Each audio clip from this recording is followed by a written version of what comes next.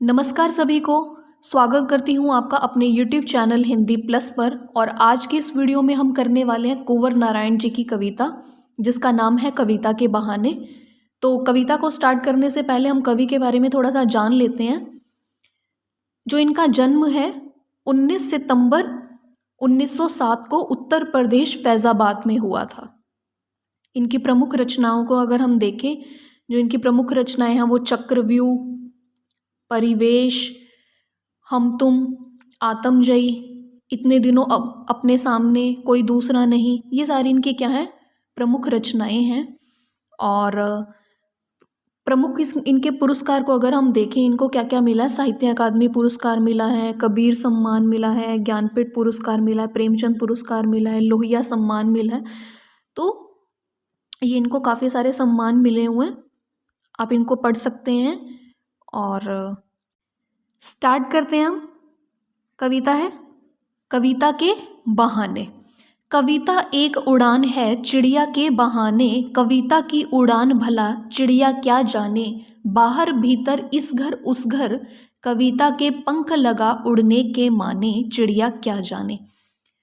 अब इस पद्यांश में अगर हम प्रसंग को लिखें तो क्या आएगा प्रसंग। ये जो प्रसंग है हमारा प्रस्तुत पद्यांश, वो हिंदी की पाठ्य पुस्तक अरो भाग 2 में संकलित कविता के बहाने से लिया गया है। और जिसके रचयिता हैं वो कौन है, कुंवर नारायण।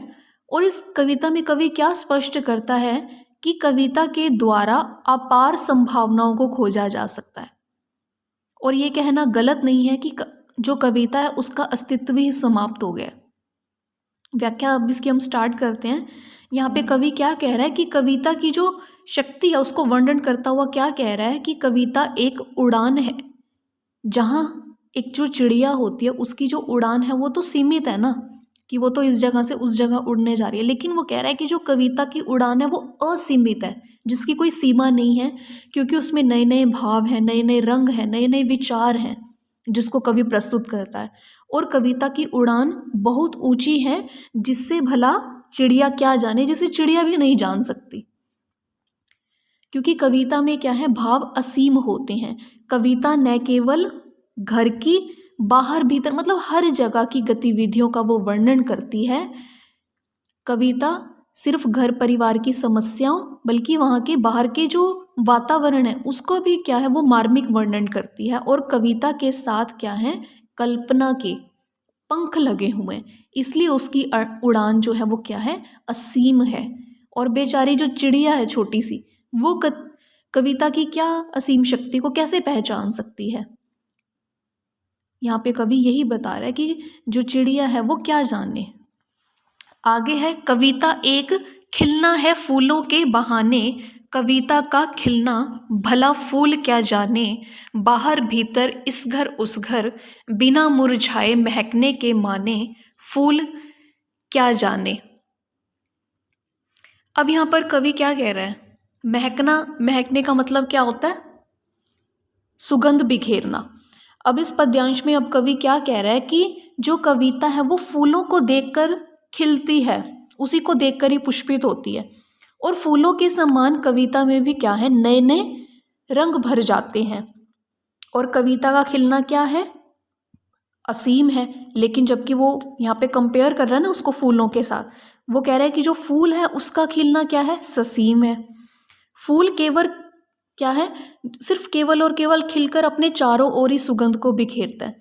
लेकिन जो कविता है उसमें क्या है, उसकी सुगंध, उसकी सुंदरता कभी भी समाप्त नहीं होती। वह न केवल घर के बाहर अपितु क्या है, भीतर अपनी क्या है सुगंध को बिखेरती रहती है। बल्कि वो हर एक प्रत्येक घर, हर एक में क्या करती है, वो अपने भाव सौंदर्य को बिखेरती रहती है।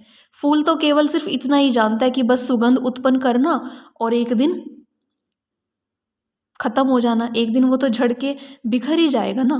फिर फूल क्या है, बिना मुरझाए महकने के अर्थ को नहीं जानता। लेकिन कविता क्या है, हमेशा अपने भावों की सुगंध क्या है, बिखेरती रहती है। और उसका भाव क्या है, शाश्वत होता है, कभी भी नष्ट नहीं होता। काफ़ी इम्पॉर्टेंट है ये आपका, बहुत बार क्वेश्चन ये आया भी है आपके एग्जाम में।